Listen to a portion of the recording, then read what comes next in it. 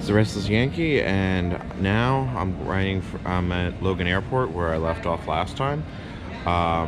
So this is the first step on our trip across the country with a flight from Boston to Jacksonville, where we will get loaded up and then slowly start making our way coast to coast. I was looking at the ADVs. Oh, excellent. I almost want to take it with like all the gear it currently has on it.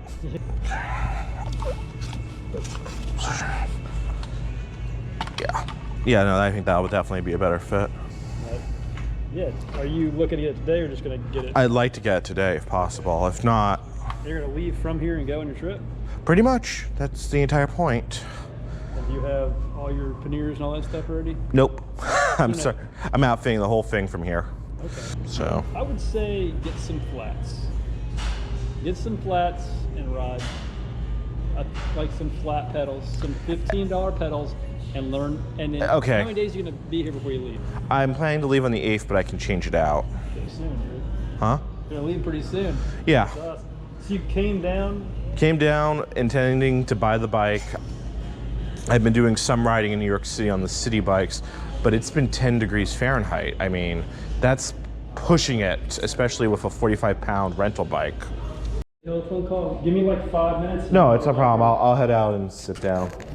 Okay.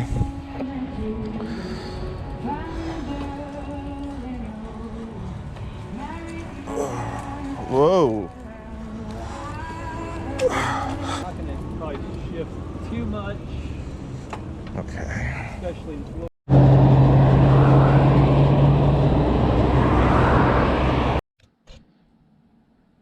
So you'd think after that ride back to my Airbnb, everything would be fine and chipper, but not quite. So here's the bike, and if you look carefully, you might notice that the chain is currently not attached to it.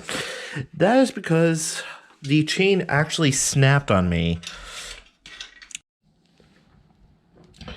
So you can see here that the chain has, in fact, broken on the bike.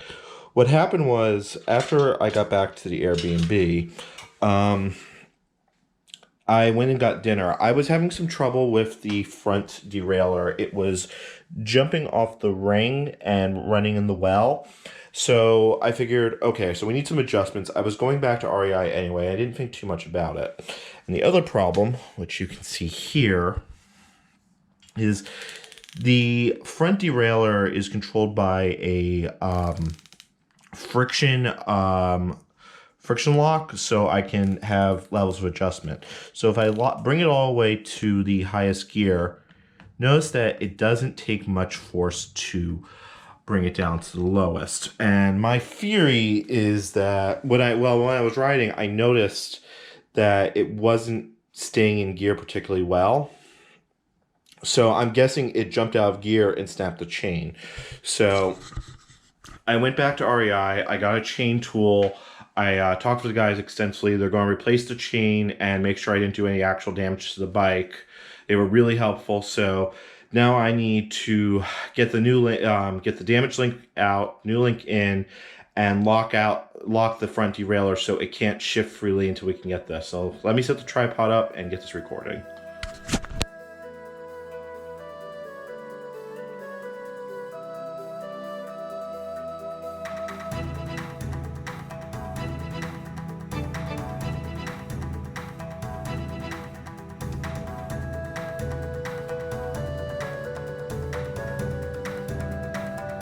Okay, it took me about half an hour fiddling, but I got the last 2 links back, so now I can use the master link on this.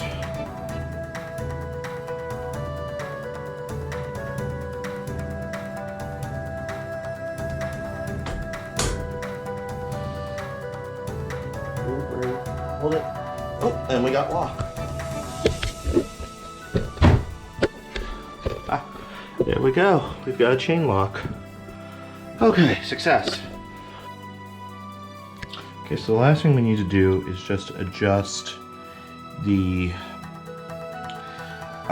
tension on the front derailleur, primarily so it doesn't shift unexpectedly. Okay, that is much better. It's pretty stiff right now, but I don't want to change gears until on the front by accident until I've got a new chain on it. So hopefully this is enough to get me to REI and back where we can replace the chain.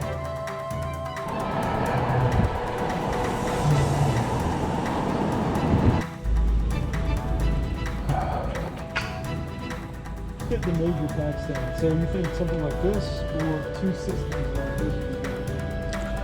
I think I'd rather be waterproof because I see myself riding in the rain.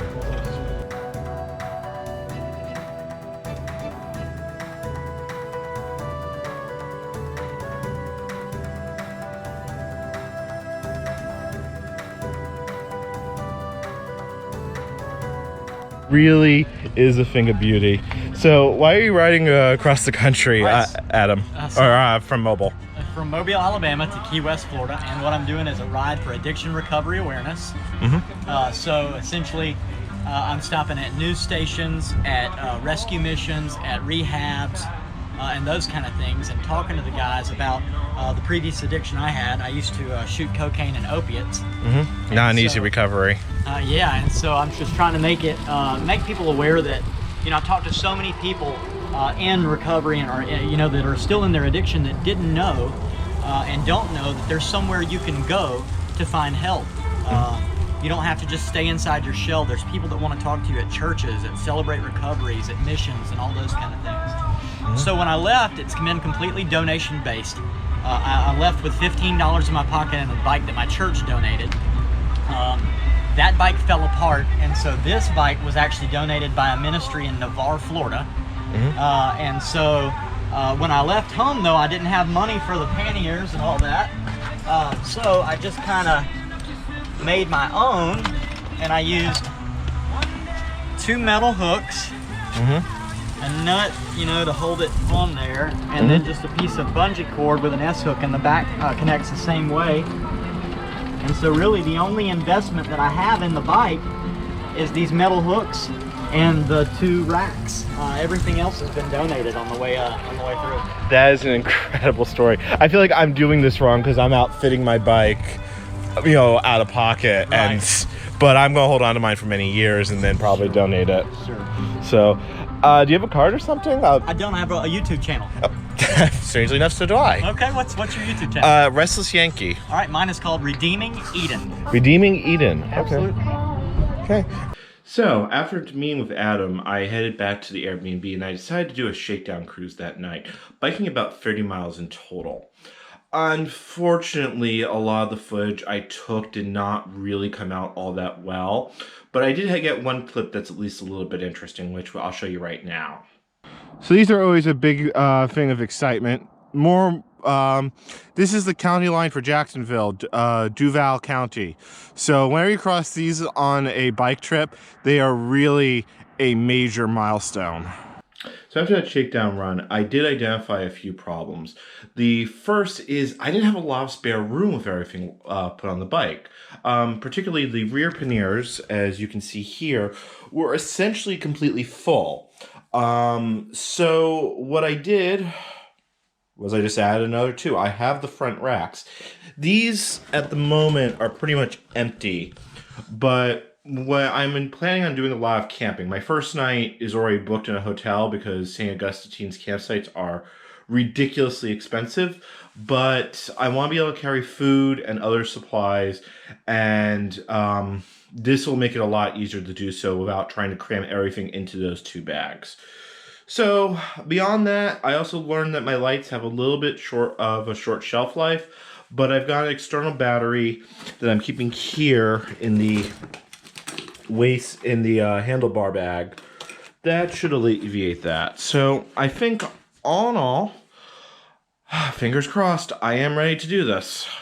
I hope. Well, anyway, as I record this, I've got a little less than 12 hours before I start going coast to coast, leaving here from Jacksonville for St. Augustine.